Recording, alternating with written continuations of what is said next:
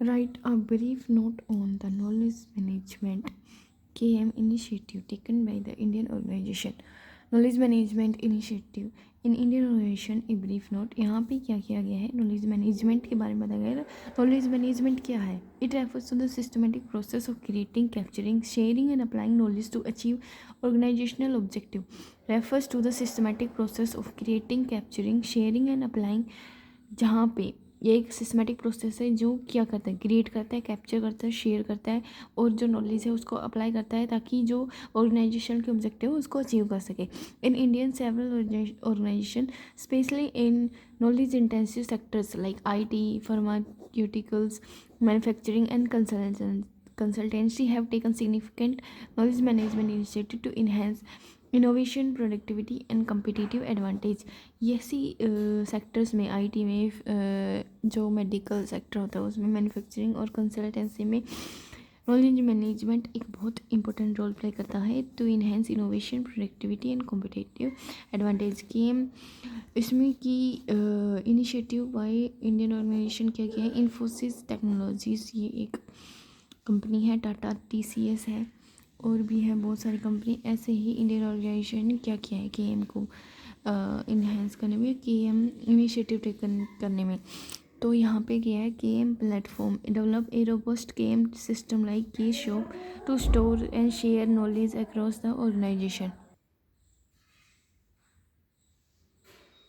TCS ने क्या किया है, KM सिस्टम में implemented a formal KM formal framework known as Knomax. Practices क्या करती है ये, promote the use of knowledge assets and collaborative tools recognized globally for embedding KM in the business processes।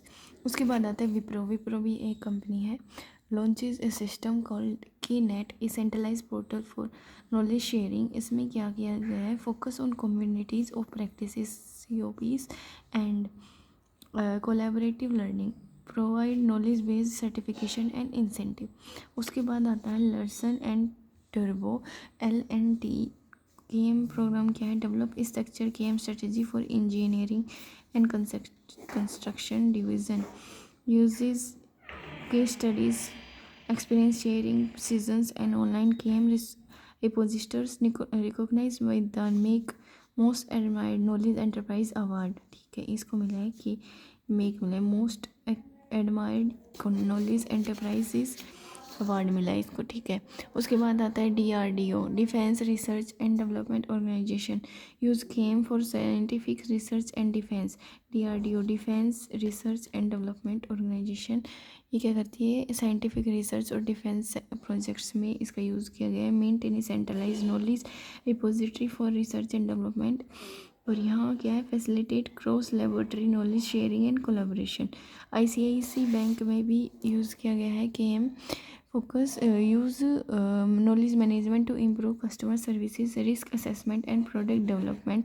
Practices क्या है, deploys internal portals and knowledge sharing session, increases feedback loops and continuous learning। National knowledge commission NKC, national knowledge commission, यहाँ क्या है, government initiative क्या है, form to recommend policy form reforms for knowledge generation and sharing in India. Focus areas है education, governance, libraries and knowledge networks, ये होती है NKC।